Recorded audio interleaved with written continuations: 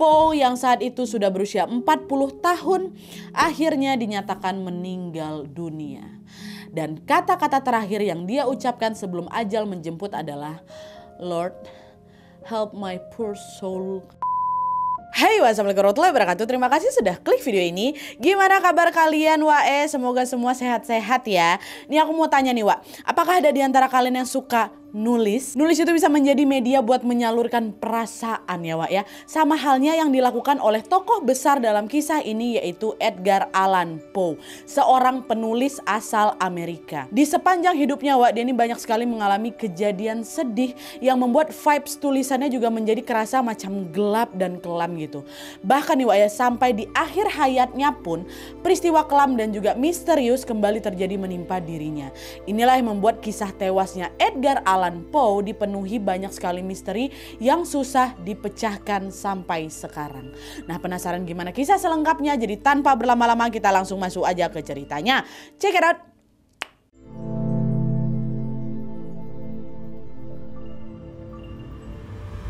Edgar Allan Poe atau yang lebih dikenal dengan panggilan Poe ini, Wak, adalah seorang penulis terkenal asal Amerika yang sering disebut-sebut sebagai Master of the Macabre atau master dari hal-hal yang mengerikan.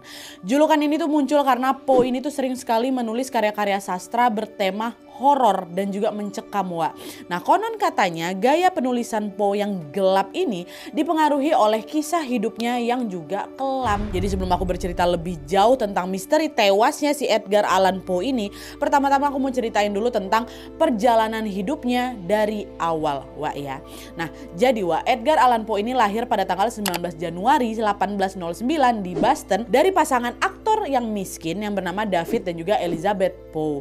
Dia ini anak kedua dari 3 bersaudara, Wak. Kakaknya bernama William dan adiknya bernama Rosalie. Nah, pada saat masih kecil ayahnya ini tiba-tiba menghilang, nggak pernah balik-balik ke rumah, Wak. Dan lalu disusul ibunya yang meninggal setahun kemudian karena TBC. Setelah menjadi yatim piatu di usia 2 tahun, Poe ini dipisahkan dari kakak dan adiknya. Mereka sama-sama diadopsi dari keluarga lain, Wak. Dan Poe waktu itu diadopsi sama keluarga yang namanya keluarga Allan. Ibu angkatnya Poe yang bernama Frances betul-betul menyayangi Poe sepenuh hati. Tapi sebaliknya, John Allan atau si ayah angkatnya ini malah bersikap keras, Wak, dan menganggap si Poe ini jadi bebannya dia. Jadi di sini tuh yang betulan sayang sama si Poe ya cuman ibu angkatnya aja, si Frances tadi tuh. Nah, seiring berjalannya waktu, Poe ini tumbuh sebagai anak yang sangat cerdas dan mencintai sastra. Dia mulai tuh, Wak, nulis untuk menuangkan isi hatinya, terutama sejak dia jatuh cinta dengan ibu dari temannya sendiri, yaitu seorang perempuan yang bernama Jane yang memang dikenal lembut dan juga penyayang. Bagi Poe, Jane ini tuh adalah sosok pengganti ibu yang selama ini memang dia rindukan. Tapi tidak lama setelah perasaan itu tumbuh, Jane justru meninggal dunia. Nah, kematian tante Jane ini pun sangat membekas dan membuat si Poe ini mulai menulis puisi-puisi bernuansa duka. Termasuk salah satu karya awalnya yang terkenal berjudul To Helen ya. Nah, lalu pada saat dia berusia 17 tahun, Wak, Poe ini menjalin cinta diam-diam dengan seorang wanita yang bernama Elmira Shelton. Tapi hubungan mereka ini ditentang, Wak, sama keluarganya Elmira karena Poe ini mereka anggap tidak punya masa depan gitu. Nah, di tahun yang sama juga Poe ini kuliah di Universitas Virginia. Namun hidupnya itu sulit gara-gara dia tuh cuma dikasih uang seadanya aja sama bapak angkatnya, sama si John ini. Pas kondisinya makin kepepet, Joe ini pun mulai mencari cara lagi untuk bisa mendapatkan uang tambahan. Tapi sayang Joe ini malah salah jalan, Wak. Dia ini nyari uang tambahan itu dengan berjudi sampai-sampai dia terlilit hutang sebesar 2.000 USD waktu itu, setara 50.000 USD tahun sekarang atau 800 juta rupiah kalau sekarang nih. Saat dia meminta bantuan sama John Allan bapak angkatnya untuk membantu bayar hutang dia ini, Wak, permintaannya jelas langsung ditolak mentah-mentah lah sama si John. Dan jelas John ini juga gak suka sama si Poe ini kan. Hubungannya yang memburuk dengan ayah angkat dan juga patah hatinya karena Emilia pacarnya tadi ini juga selain udah ditentang sama mamanya, dinikahkan juga sama laki-laki lain. Itulah yang membuat si Poe ini makin kehilangan arah, Wak. Dan dia memutuskan untuk berhenti kuliah. Nah, setelah dia keluar dari kuliah, Poe mencoba bertahan hidup dengan bekerja sebagai juru tulis dan juga penulis lepas di Boston. Tapi utang yang menumpuk ini, Wak, terus ngantuin dia. Karena dia ini takut dipenjara gara-gara gak bisa bayar utang, Poe pun memutuskan untuk mendaftar menjadi tentara dan menyamar dengan nama Edgar Allan Perry, bukan Edgar Allan Poe. Nah, di sela tugas militernya itu, dia tetap menulis tuh, Wak, dan dia juga berhasil menerbitkan buku pertamanya yang berjudul Tamerlane and Others Poems, Wak. Meski tidak laku di pasaran, nggak laku bukunya itu. Tapi dari situ, Poe ini mulai yakin bahwa jalan hidupnya adalah menulis, bukan menjadi tentara. Nah di sini akhirnya Poe pun sengaja membuat banyak sekali pelanggaran supaya dia ini bisa dikeluarkan dari militer. Ada lebih dari 100 pelanggaran yang dilakukan sama si Poe itu supaya dia bisa keluar tuh. Dan hasilnya dia pun resmi dikeluarkan di tanggal 6 Maret 1831. Nah dari titik ini Poe betul-betul menekuni dunia tulis menulis. Meski perjalanannya penuh rintangan, semua pengalaman masa kecilnya, kehilangan, penolakan, cinta kanas dan juga kemiskinan perlahan menjelma menjadi macam bahan bakar utama gitu dalam karya-karyanya yang kelam dan penuh misteri. Disinilah awal mula Poe menjadi penulis terkenal.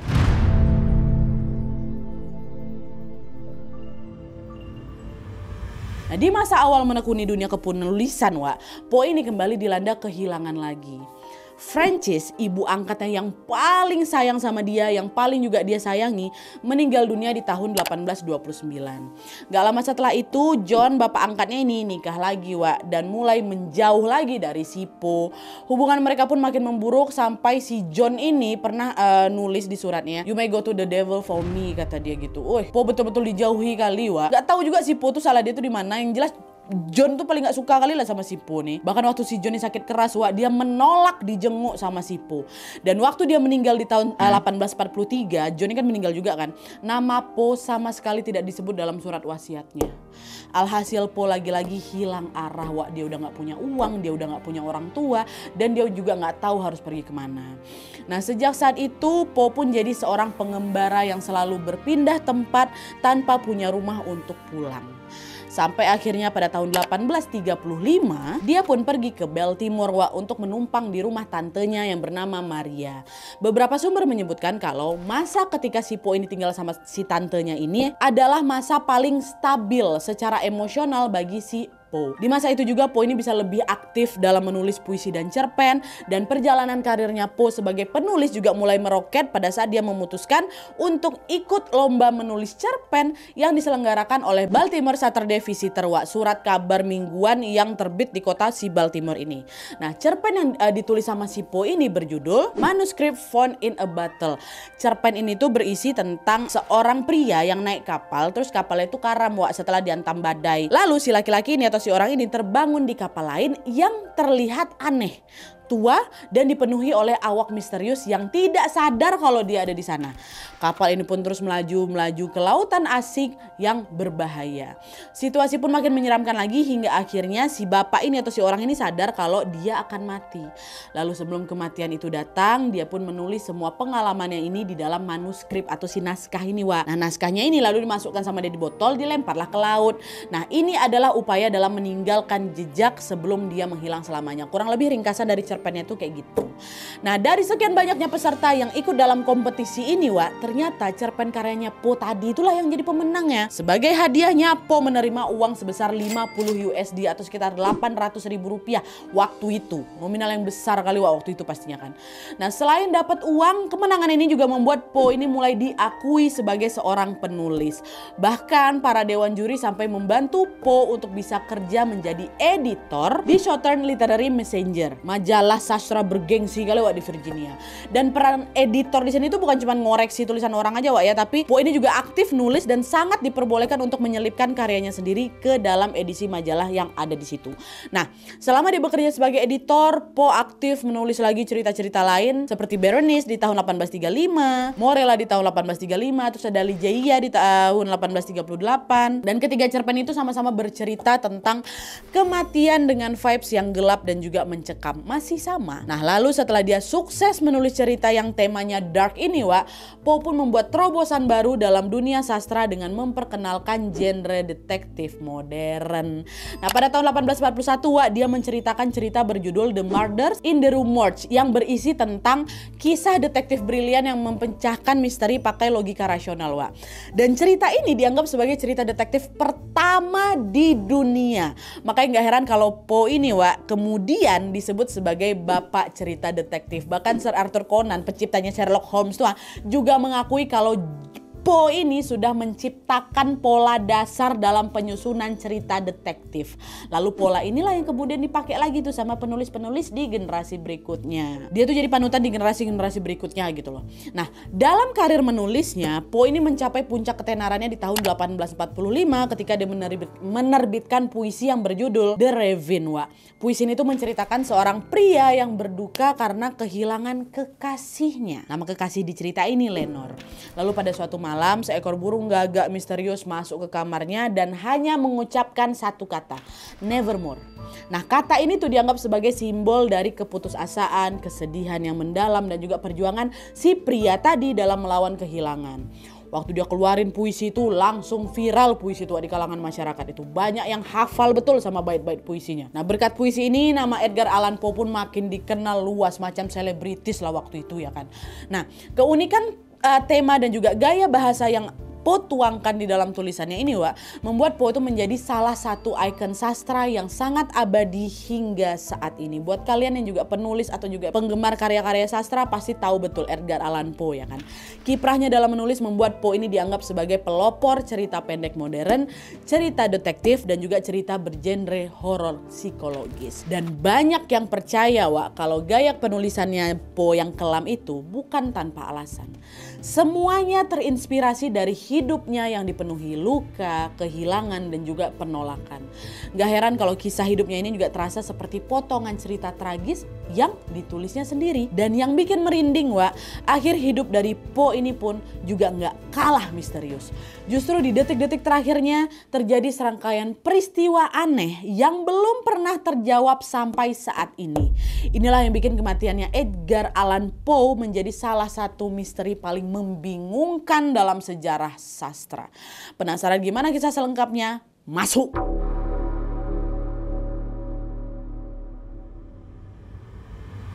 Sebelum masuk ke kisah meninggalnya Poe, aku mau ngajak kalian untuk sedikit flashback dulu ke belakang untuk melihat perjalanan cintanya Poe lagi, Wak ya. Karena kisah itu menjadi salah satu alasan yang bisa dibilang membuat Poe ini terpuruk di akhir hidupnya. Oke. Nah, jadi ceritanya selama Poe tinggal di Baltimore atau waktu dia tinggal sama tantenya itu, Poe ini ternyata jatuh cinta sama sepupunya sendiri, Wak, yang namanya Virginia. Dan perasaan itu juga berbalas. Akhirnya mereka pun menikah nih, Wak, di tanggal 16 Mei 1836. Pernikahan mereka sempat menuai kontroversi, Wak, karena pada saat itu Poe itu sudah berusia 26 tahun, sementara Virginia masih berusia 13 tahun. Tapi di sini usia mereka sama sekali tidak menjadi penghalang. Poe terang-terangan memuji kecantikan istrinya dan Virginia istrinya juga begitu. Dia sering tuh, Wak, mengagumi Poe sampai sering duduk diam gitu di sampingnya si Poe sambil memandangi suaminya menulis puisi tentang dia, kayak gitulah. Nah, tahun demi tahun pun berganti, Poe dan Virginia pun dengan bahagia menjalani rumah tangga mereka, Wak.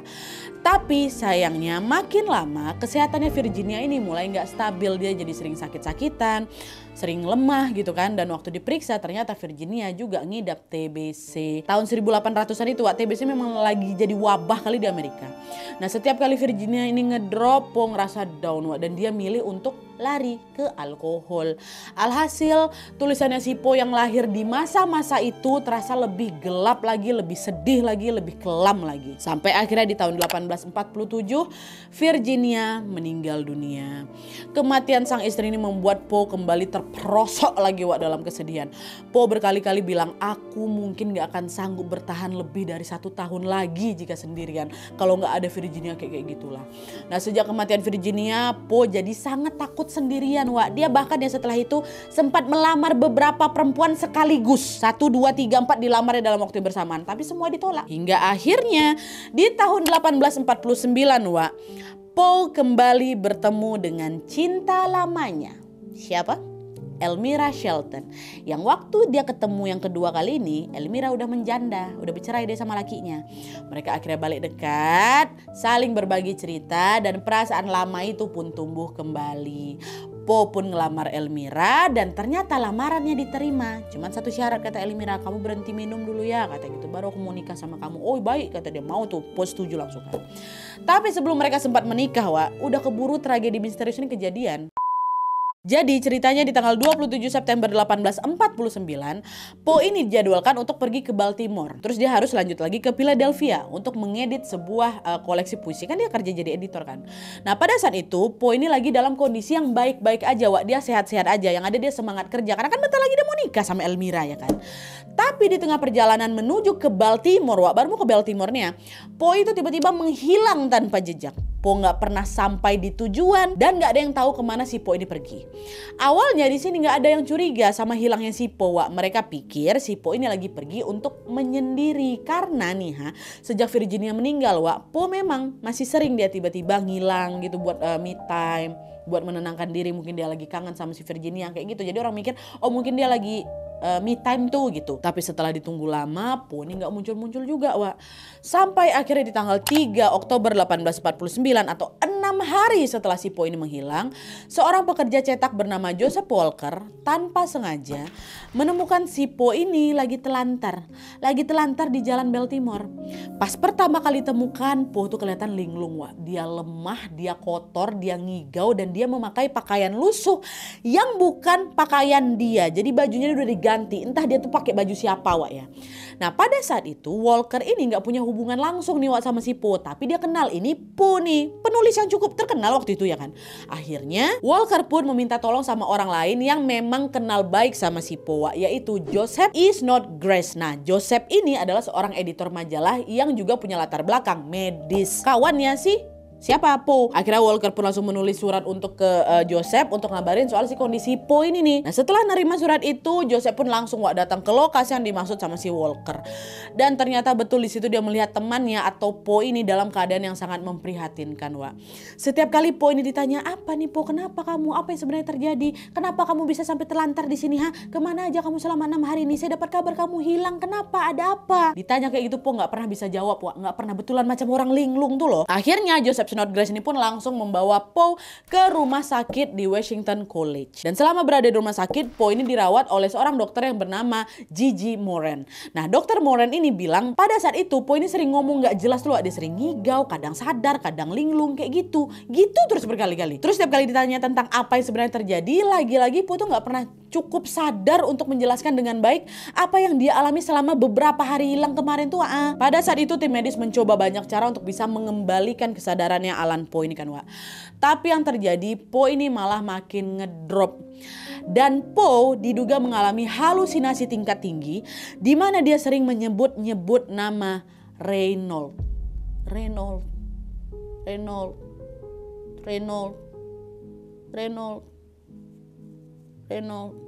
Kayak gitu, Wak. Entah siapa Reynold yang dia maksudnya, apakah Reynold ini adalah orang asli atau hanya cuman tokoh fiksi yang selama ini ada di karangan dia. Dan tidak ada seorang pun yang berhasil mengidentifikasi siapa sih Reynold ini waktu itu. Reynold katanya. Nah lalu setelah Poe ini dirawat selama 4 hari di rumah sakit, Wak, tepatnya di tanggal 7 Oktober 1949 sekitar jam 5 pagi, Poe yang saat itu sudah berusia 40 tahun akhirnya dinyatakan meninggal dunia. Dan kata-kata terakhir yang dia ucapkan sebelum ajal menjemput adalah, Lord, help my poor soul, kata dia. Ya Tuhan, tolonglah jiwaku yang malang, kata dia gitu. Dan setelah dinyatakan meninggal, Poe langsung dimakamkan secara sederhana aja, Wak, di Baltimore. Bagi Poe sendiri, perjalanan hidupnya ini memang sudah selesai sampai di situ. Memang sudah, ya udah, Alan Poe meninggal dunia. Tapi bagi orang-orang sekitarnya, Wak, misteri tentang kematian Poe ini menjadi cerita yang tidak pernah selesai dibahas atau nggak ada matinya. Pada saat itu, orang-orang di sana pun mulai berspekulasi tentang apa yang sebenarnya terjadi kepada Edgar Allan Poe ini di akhir hidupnya, Wak.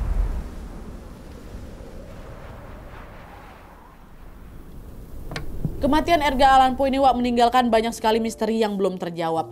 Kemana perginya Poe selama 6 hari menghilang itu? Kenapa Poe ini bisa terlantar di Baltimore dengan memakai pakaian lusuh yang bukan juga punya dia?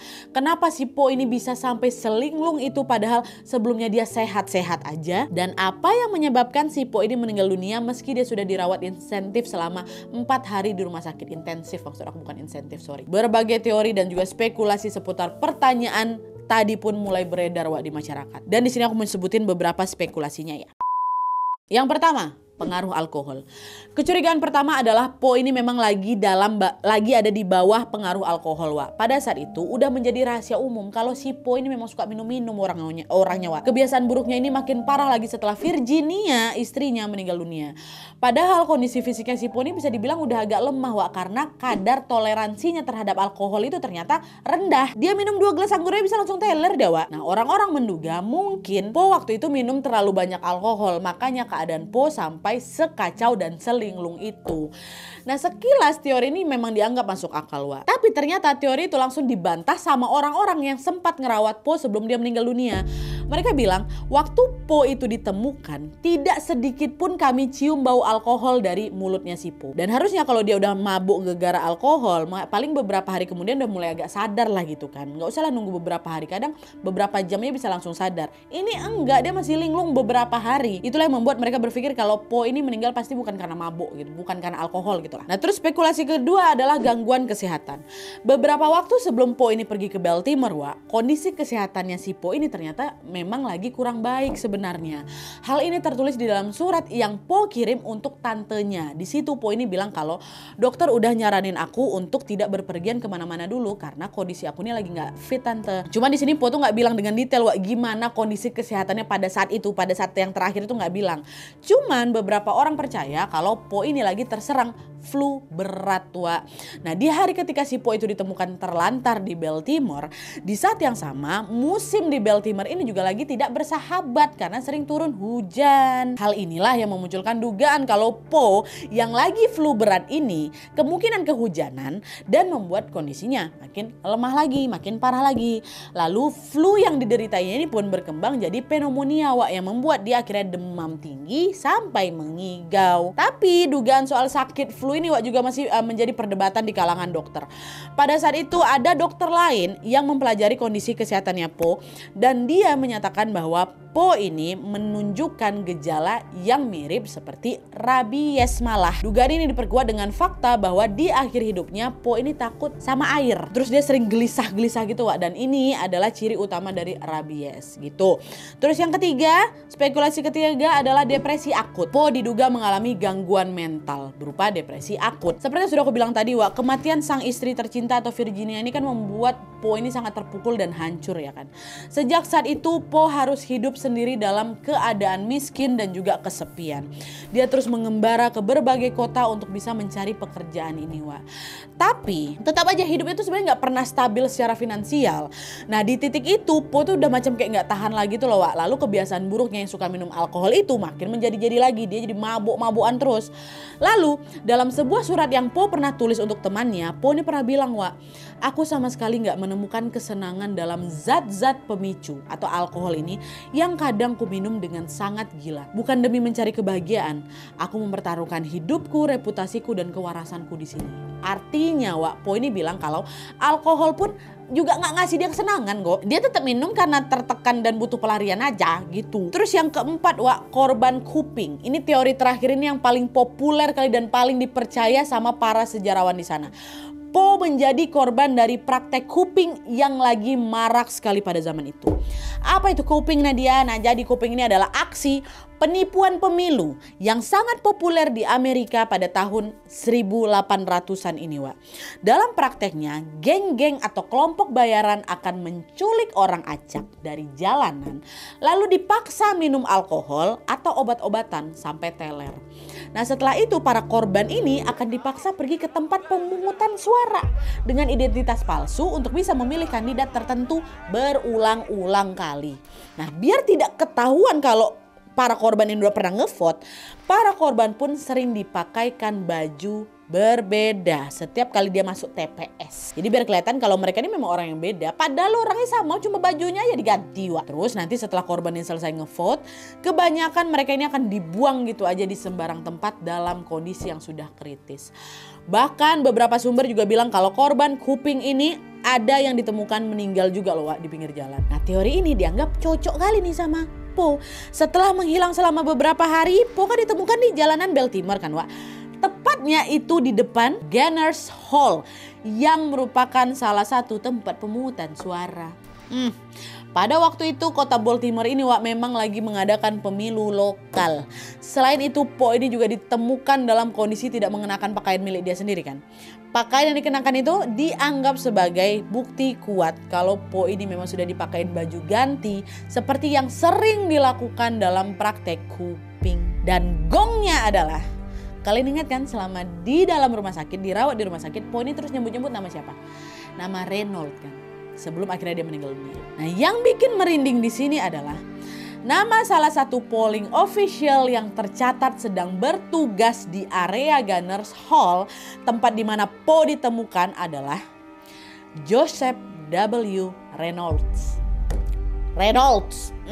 Jadi muncullah dugaan di sini Wak, bisa jadi Po melihat atau bahkan berinteraksi langsung dengan si Reynolds ini selama insiden kuping itu terjadi Wak. Dan dalam kondisi linglung, nama itulah yang terus bergema di kepalanya atau nama itulah yang harus dia paksakan untuk dia ingat sampai di detik terakhir hidupnya. Dan teori ini didukung juga dengan fakta bahwa orang-orang yang sering menjadi korban dalam praktek kuping adalah mereka yang kondisinya lemah dan lagi berjalan sendirian. Ini juga cocok juga sama si Po kan, dimana waktu itu dia memang lagi dalam perjalanan menuju keluar kota sendirian. Mungkin dia juga lagi kecapean, gak punya perlindungan dan tubuhnya lemah karena alkohol. Nah di masa sekarang Wak, banyak sejarawan modern yang menganggap kalau teori kuping ini adalah penjelasan yang paling masuk akal dibanding teori-teori yang lain. Bahkan beberapa artikel sejarah lokal dari Maryland Historical Society Wak, atau lembaga arsip dan juga museum sejarah tertua di Amerika menyebut kalau praktek kuping ini selalu memakan korban jiwa tiap musim pemilu. Itu berarti tidak menutup kemungkinan juga kalau Edgar Allan Poe ini menjadi salah satu dari korban kuping itu Wak. Dan dari semua teori-teori itu kalian lebih percaya yang mana? Jangan lupa komen di bawah ya. Oke Wak, jadi itu tadi cerita tentang misteri tewasnya Edgar Allan Poe.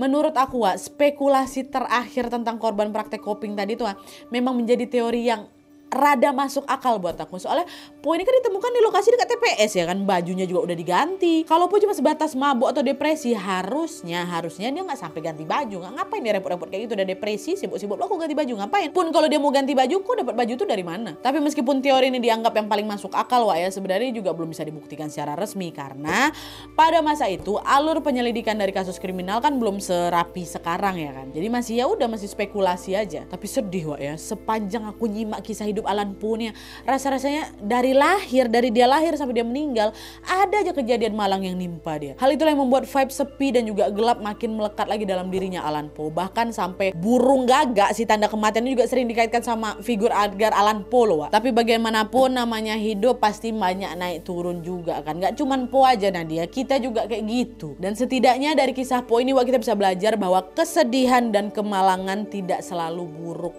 Kita bisa mengubahnya menjadi cerita atau menjadi karya yang melegenda seperti yang sudah dilakukan sama Allan Poe. Dimana sampai hari ini tulisan-tulisan Poe dianggap sebagai salah satu warisan besar dalam dunia sastra. Gitu Wak ya. Oke Wak, jadi sekian dulu videonya. Terima kasih banyak yang sudah menonton. Kalau kalian suka video ini, klik like-nya. Jangan lupa komen di bawah tidak ada dan saran-saran video selanjutnya. Jangan lupa nyalain notifikasi ya supaya kalian tahu kalau aku upload video baru. And as always, jangan lupa untuk klik tombol subscribe supaya kalian sama-sama tahu informasi menarik dan menegangkan dari channel aku. See you next video Wak. Bye.